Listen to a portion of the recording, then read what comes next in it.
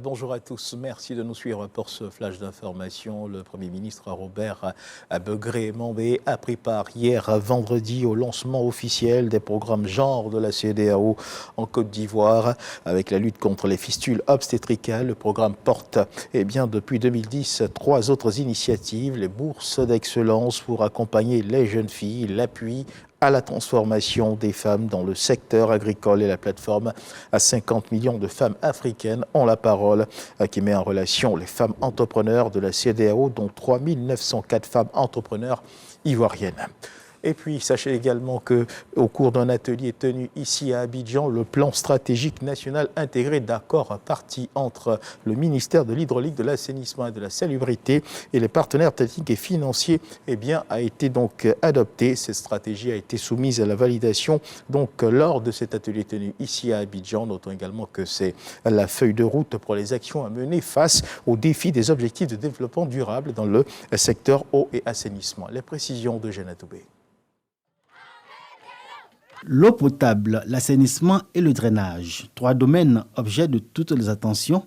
Attention des acteurs publics, attention des partenaires techniques et financiers, attention aussi des autres parties prenantes, traduites dans une stratégie nationale intégrée.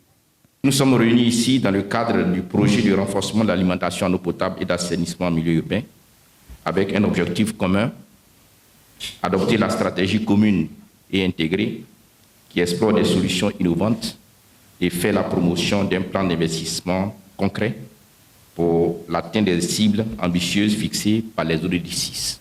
Si nous ne regardons pas tous ensemble dans la même direction, nous risquons de nous éparpiller sans avoir l'impact souhaité. C'est en conjuguant nos efforts que nous pourrons avoir le résultat escompté. Cette stratégie qui se veut opérationnelle est présentée comme la voie royale pour garantir en Côte d'Ivoire l'accès de tous à l'eau et à l'assainissement et assurer une gestion durable des ressources en eau. Une ambition en cohérence avec la vision du gouvernement à travers le ministère de l'Hydraulique, de l'Assainissement et de la Salubrité. Le changement climatique, l'agression de nos ressources en eau, qu'elles soient des eaux souterraines ou des eaux de surface, en raison des activités anthropiques, présente encore des défis importants à relever. C'est pourquoi il s'est avéré nécessaire d'élaborer un nouveau document de planification intégré qui tient compte des nouvelles contraintes et de la nécessaire synergie entre acteurs. Nous attendons des propositions, nous attendons des idées, nous attendons des échanges. Les autorités ivoiriennes et toutes les parties prenantes, dont les acteurs régionaux du secteur de l'eau et assainissement, se sont appropriés la stratégie nationale intégrée, le plan d'investissement stratégique ainsi que le plan opérationnel. Les recommandations formulées après échange des expériences et initiatives permettront de l'améliorer avant sa validation. Et toute autre chose à présent, les jeunes des 54 pays africains, représentés par leurs délégués respectifs, invités à s'approprier deux outils, à savoir la zone de libre-échange continentale africaine, en abrégé la ZLECAf, et le mécanisme africain d'évaluation par les pairs, en abrégé le MAEP, ce dans le but de participer à l'atteinte des objectifs de ceux-ci dans le cadre de la promotion du développement durable en Afrique. À tout l'intérêt du 3e sommet des jeunes des 54 pays du continent. Cette rencontre s'est déroulée ici à Abidjan. Nous y reviendrons également dans nos prochaines éditions.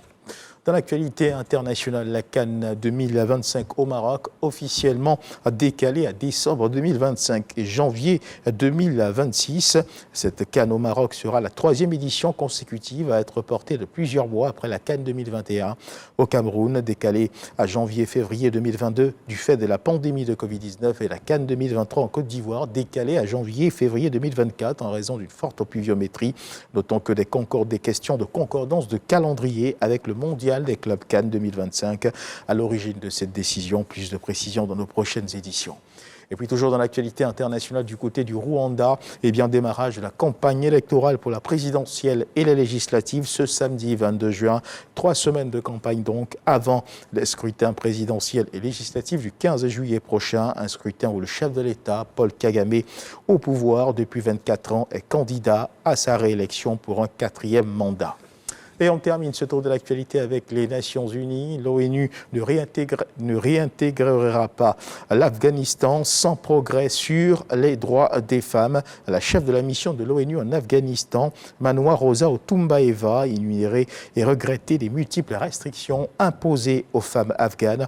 Elle les a carrément accusées de causer une fuite de cerveau. Il va sans dire donc que les restrictions des droits des femmes continuent de bloquer la réintégration de l'Afghanistan dans la communauté internationale. Voilà qui marque la fin de ce flash d'information. Merci de nous avoir suivis. Je vous retrouve à 13h pour le journal.